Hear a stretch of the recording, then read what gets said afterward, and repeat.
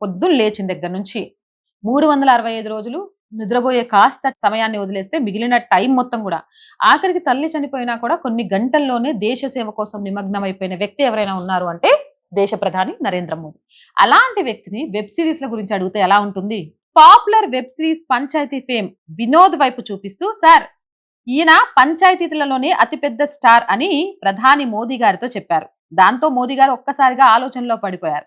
అసలు వీళ్ళు ఏ పంచాయతీ గురించి మాట్లాడుతున్నారో ఆయనకి ఏమాత్రం అర్థం కాలేదు. నిరంతరం దేశ సేవలో బిజీగా ఉండే మోదీ గారికి ఈ వెబ్ సిరీస్ల గురించి ఏం తెలుస్తుంది?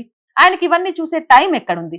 అందుకే మోదీ గారు చాలా అమాయకంగా సింపుల్ గా నవ్వుతూ వినోద్ చేతిని పట్టుకొని, నువ్వు పంచాయతీ వార్తలు వింటున్నావా లేదా అని అడిగేశారు. అదేనండి రేడియో ప్రోగ్రాంలు, గ్రామ పంచాయతీ వార్తలు ఇలాంటివి అనుకొని ఆయన ఆ క్వశ్చన్ చేశారు. అంటే ఆయనకు అదేదో రేడియో ప్రోగ్రామ్ అనో లేక నిజమైన ఊరు పంచాయతీ అనో అనుకుంటున్నారు. ప్రధాని మోదీ రామ్ చరణ్ పక్కన నిలబడే స్థాయికి ఈ రోజుతో మన పంచాయతీ వినోద్ వెళ్ళడం అనేది నిజంగా అతని అదృష్టంగా చెప్పుకోవచ్చు. మోదీ గారికి సినిమాల మీద, సీరియల్స్ మీద నాలెడ్జ్ లేదు.